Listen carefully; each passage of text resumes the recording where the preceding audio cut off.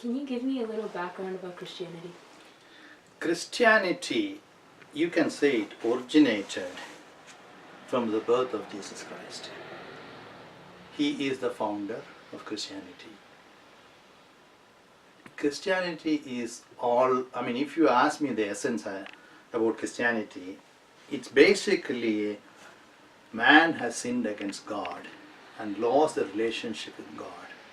And Jesus Christ coming down and dying on the cross to redeem the man who has gone away from God. So that is the essence. And so the starting of Christianity, I would say, is from the birth of Jesus Christ. What does religion mean to you and why is it important? Religion means everything to me. I need to make one clarification. It's more than the religion, it's my relationship with the living God. Most of the people would call it as religion. It's okay, I'm fine with that terminology. But to me, it's more than the religion, it's a relationship with the living God. It means everything to me. Is that good enough, or you want me to expand more? Could you explain more? Sure. Basically, I'm not a good person. Not at all. There's nothing in good in me. Jesus Christ came down to pretty much resurrect dead people like me and you. We have become alienated from God. He came to redeem us. Yeah. So that redemption is making me do anything good. If you ever saw me do anything good, it's because of the Christ who lives in me. So that's why I said I'm not a good person. There's nothing good in me. Anything that good that comes out is from Jesus Christ. So it means everything to me. So other than Jesus Christ, what are some other prominent figures? Okay, I need to clarify this. Basically, when you look at all the religions in the world, there are three religions which are called monotheistic religion. The word theo stands for God. Yeah. Monotheistic means there's only one God. So there are three religions who preach that there's only one God. One is Judaism, the other one is Islam, the third is Christianity. As far as I know, these three religions teach that there's only one God. Yeah. Whereas some other religions like Hinduism teaches there are multiple gods. That's the way I understood. I could be wrong. Yeah, but are there other figures? There's only one God in Christianity. I can come to that later if you want, but go ahead. Okay. What are some important festivities that are in? Festivals, definitely it's Easter and Christmas, because Christmas is celebrated for the birth of Christ and Easter is celebrated towards the death and resurrection of Christ. So those are the important festivals. How might Christianity be related to other religions in our community? That is a big question. That also I would also like to address a big misunderstanding a lot of people have about Christianity. Let me put it this way. A lot of people think that most religions are the same in the core and they are probably different peripherally or superficially, but I would say the truth is just the opposite. All the major religions, if you look, the core teaching of the major religions are different. Let me try to define the word religion itself, because I don't know how you guys understand, or do you want to define what is religion, or how do you define? It's a system of faith and worship. I think you did really well. I would say religion is the one who talks about God and talks about the relationship of man with God, and also the one that talks about what happens after death. Yeah. Unfortunately, I have seen some religious people saying that their religion is not a religion, it's just a way of life. If it qualifies with the definition that you and I said, I think it's a religion. Right. So, I forgot where we were going. Can you repeat the question? Sorry. How might your religion relate to others in the community? Okay. So, first thing I want to clarify is that most of the major religions, they differ in the core teaching. I know a little bit about several religions, but I do not know any religion where God came down and died to pay the price of the human being's debt. Right. Basically, I incurred a debt that I could never ever pay. Jesus Christ came down and he paid that debt. There's no religion in the whole world Yeah. who has any such claim.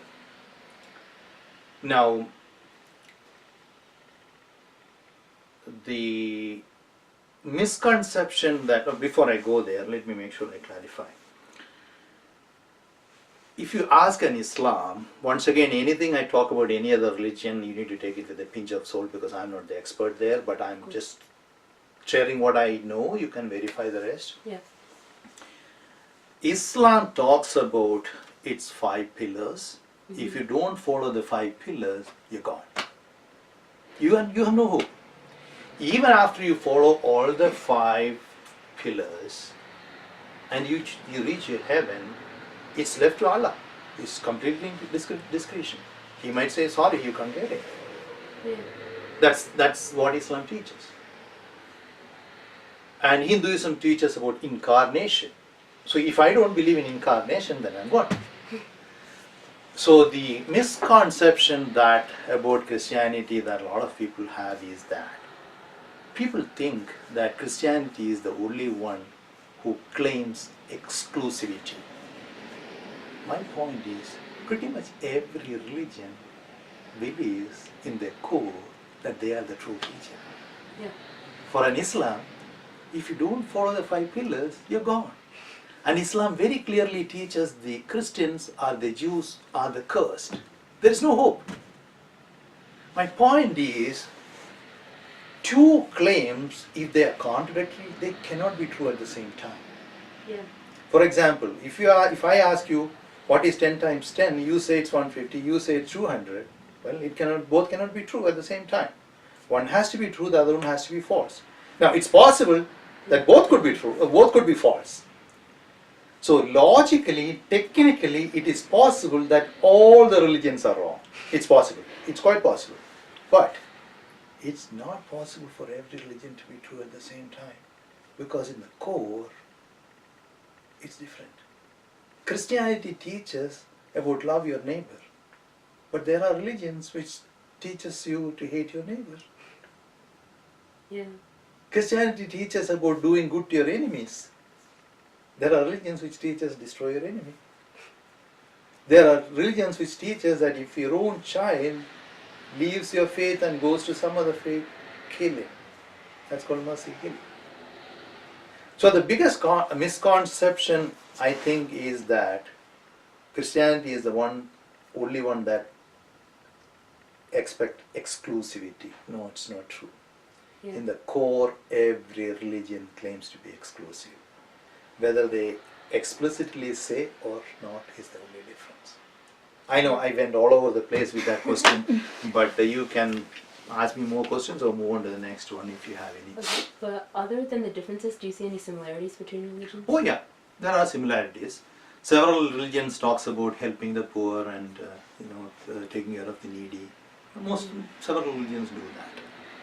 But when it comes to forgiveness, God himself coming down and dying for a hopeless person like Jacob, is there only in one religion?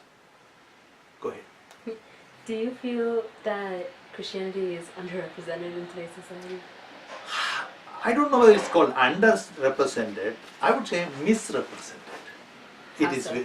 Pardon me? How so? Exactly the one point that I'm trying to explain. Yeah. A lot of people want to put Christianity down by saying Christianity is claiming exclusivity, so it's not good. But if you actually look at the truth, one of the basic nature of the truth is that truth claim is exclusive. You buy a Toyota car, the ownership manual says you have to use unleaded fuel. Well, you paid for the car, it's your car, right? What if you put diesel? You say, it's my car, I want to put diesel. Right.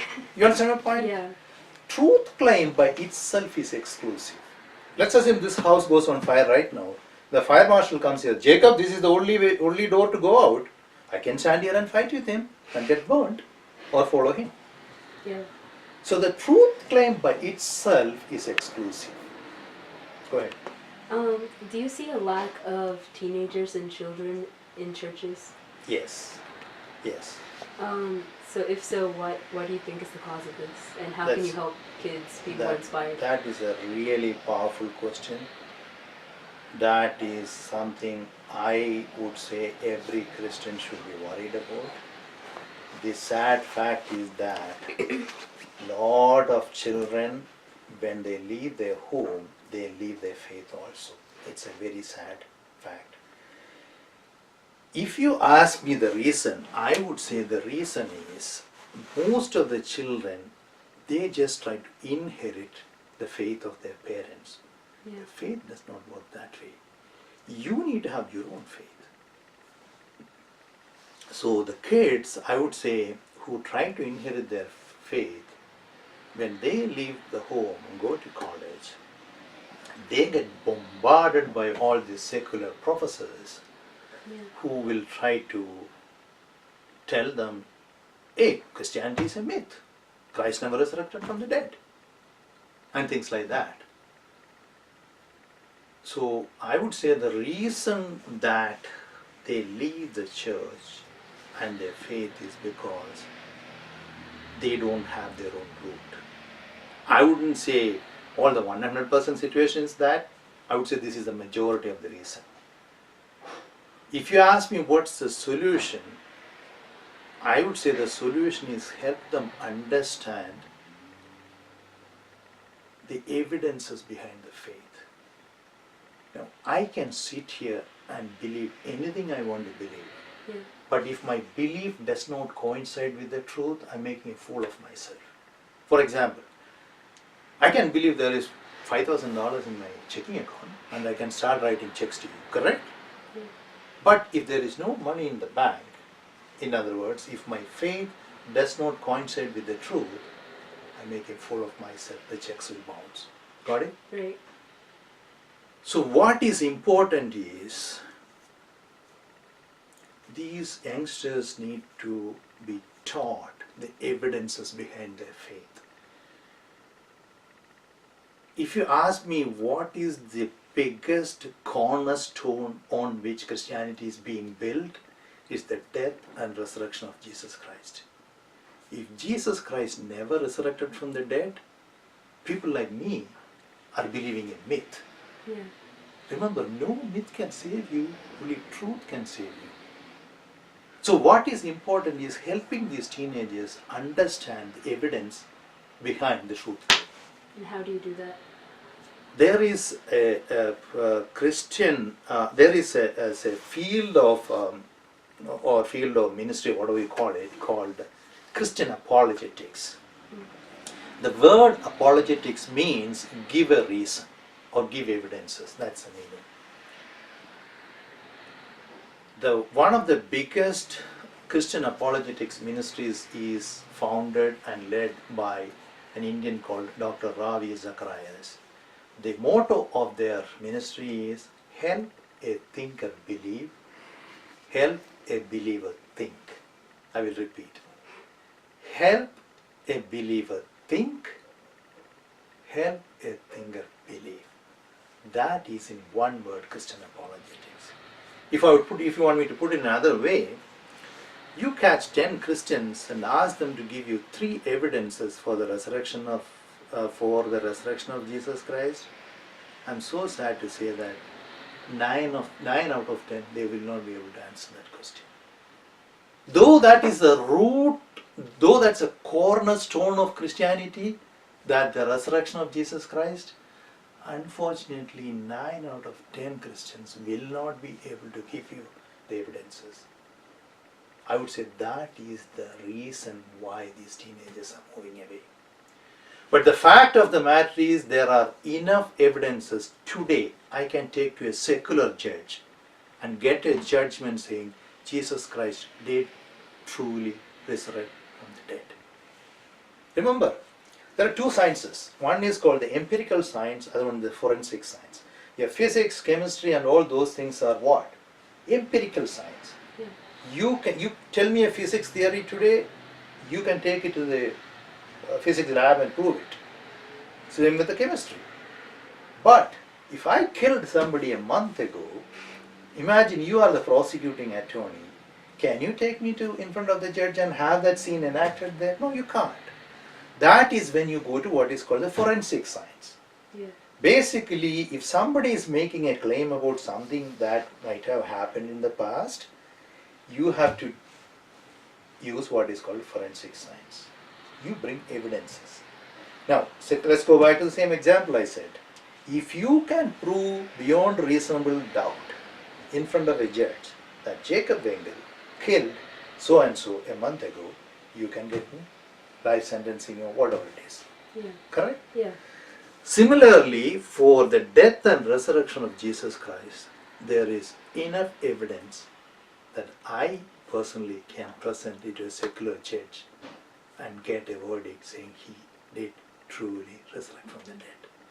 If the church is successful in teaching these youngsters the evidences for their faith, I would say they will not walk away. So this is a slightly repetitive question, but what makes Christianity unique? As I mentioned, there is no other religion where God Himself came down and died to pay the price. Yeah. Basically, God cannot violate His own law. Right. You might think, hey, God is all powerful, He can do whatever He wants. No, no, no, no. He cannot violate His own law. God cannot lie. God cannot cheat. So there are certain things God cannot do. One of the things is He cannot violate His own law. Yeah. His law says penalty for sin is death. God cannot have any association with a person who has done anything wrong. Yeah. So you have been asking me all these questions. Now can I ask you a question? Sure. Imagine you are standing at the doorstep of heaven. If God were to ask you, why should I let you inside? What answer will you give?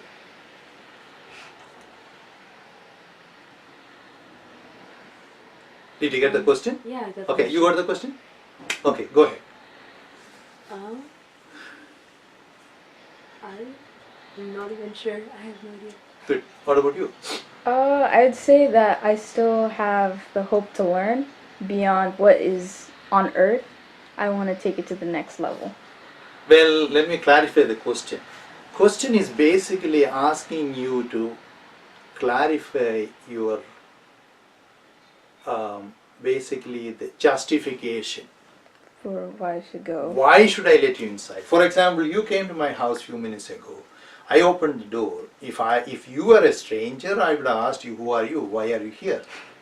Then you would give a reason why I should let you inside the house.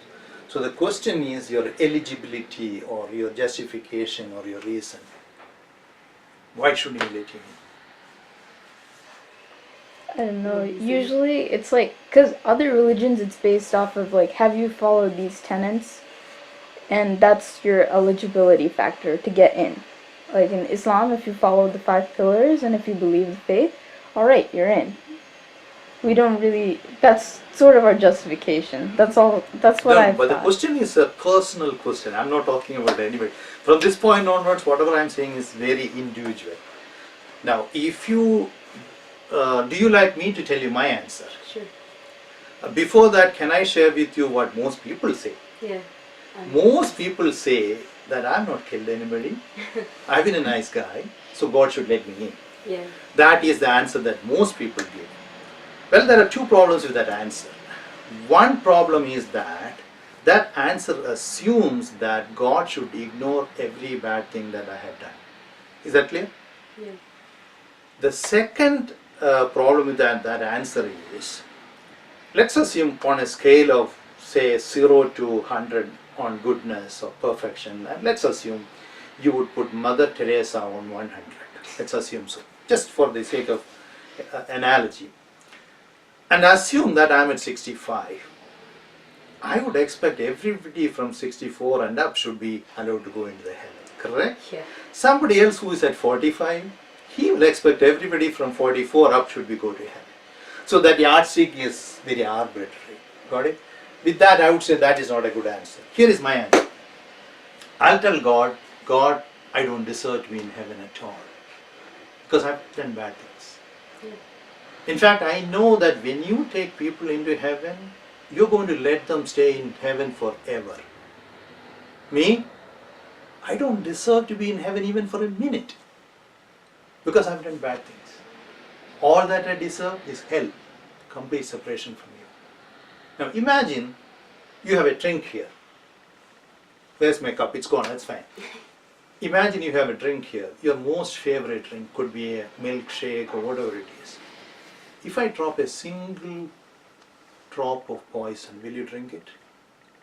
No. You will not. The reason is your body is not designed to handle poison. In other words, the nature of the poison and your nature is completely different. That's why you cannot have any association with poison.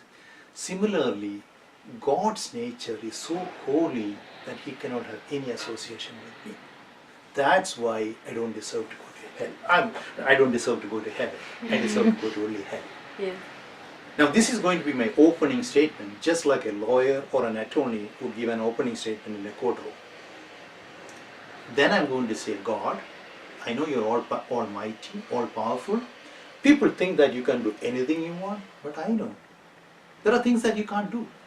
You cannot lie. You cannot cheat. Now when you looked at a person like me and you decided to save me, you could not find any solution. Can you imagine the creator of the universe looks at a problem and says, oops, I don't have a solution, but that was true. Basically, God had two options. One, let me perish in hell forever, or come down and die on the cross to pay the price of my sin. That is what Jesus did. I owed a debt that I could never ever pay. He paid a debt that He never owed. Think about all the people who ever lived all the way from Adam and Eve till now. Yeah. Imagine none of them have never done anything wrong, and I was the only one who did anything wrong. Now think about all the people who are yet to be born into the future. Imagine none of them have ever done anything wrong. Jesus Christ would have still come down and died on the cross just for one person. That's how much He loves us. The reason is He wanted to give me an option to go to heaven. If He did not die on the cross, I don't have any option. I do not have an option but to go to hell. Remember, it was extremely painful for Christ to die on the cross. Have you seen the movie called Passion? No, I haven't. Okay, there's a movie called Passion in which you can actually have some idea about how much Christ was tortured even before He was on the cross. He did suffer all those things for why? To save somebody like you and me. Now, I learned this when I was 12 years old. And I have prayed to God to forgive my sins and accept the payment Christ did on the cross. Here I have incurred debt, and here Christ paid for it. And I have prayed to God to accept the payment Christ did on the cross against my debt. Because Christ died on the cross and I have prayed to God to make this payment against my debt, I understand that You will let me into heaven. That's going to be my answer. So basically, when you look at me, I'm talking as your God, okay? Yeah. When you look at me, you're not seeing a sinful person, but a person's sins were paid by the death and resurrection of Christ. That is why I understand that You would let me in. Now, anytime I give this answer, most people will say, oh, Jacob, man, it's very difficult to digest this. Can you give me an example from day-to-day life? Can I give you an example? Yes, please. Imagine I'm standing in a courtroom. The judge looked at all the evidence and said, Jacob, you are guilty of reckless driving. Your penalty is $500. Immediately I lifted my right hand and said, Honorable Judge, I'm really sorry. I'm broke. I have absolutely no money on me. In addition, that was the only day that I have driven recklessly. Otherwise, I'm a very low obedient citizen. Will you have mercy on me and let me go free? The judge said, one second, in addition, Your Honor, I'm a really nice guy. I help a lot of people. I do prison ministry, I do homeless ministry. I have helped several people in a very unselfish way. With all that, will you have mercy on me and let me go free? The judge said, Jacob, in this small town, everybody knows about your good works. In fact, the whole town salutes you for your good works. But none of your good works are going to pay for your reckless driving. Correct? Yeah. Your reckless driving has to be paid by itself, separately. Now, if you do not have $500, you be in jail for 3 days. Boom. He passes the verdict and he gets out of the chamber and walks away. Here I'm looking so sad because the officers are going to take me and throw me into the jail. I see somebody coming from the right side. He pulls out his wallet, puts $500 bills on the table and said, though I'm a judge who always does justice, I'm also a loving father who wants to pay for my child. Then he walks away. Now, at this point, I have two options. One option is accept this $500, the gift that the judge, who's also my father, gave, pay my penalty and go completely free. Or, in my arrogance, say, nothing doing, I don't take anybody's handouts, and go straight into the jail. Correct? Yeah. Now, what this judge did is exactly what Jesus Christ did. He knew that I can never ever pay the debt. So he decided to pay the debt. Now, even after he paying the debt, he cannot force me to accept it. Though he is God, he cannot force me to accept a gift. Then it's no more a gift. So you and I have the freedom to accept what Christ offered on the cross. Once again, you have the option. Imagine, God Almighty created us. He loved us so much that He gave us the freedom even to hate Him. That's true. Why? The reason is you cannot force love on somebody. Imagine I go out of this room and my wife Meenu takes a gun on me and says, Jacob, you better love me. If you don't love me, I'm going to shoot you. Does it make sense? No. Nobody can make you love Him by force. Similarly, though God is almighty and all-powerful, He cannot make you accept the forgiveness He offered on the cross. Just like the judge in the example cannot force me to take it. Yeah. I may be guilty of reckless driving, but I still have the freedom to accept this $500 or not. So, if you ask me what is the essence of Christianity, this is the essence. Every human being ever born has the option to accept what Christ did on the cross. Christ did not die on the cross for only one segment of the population. No. In fact, if there was any other way that any of us could have gone to heaven, He would not have died on the cross. He being God, He knew that there is no other way. That's why He died on the cross. Now this offer is available to anybody. It's free for the asking.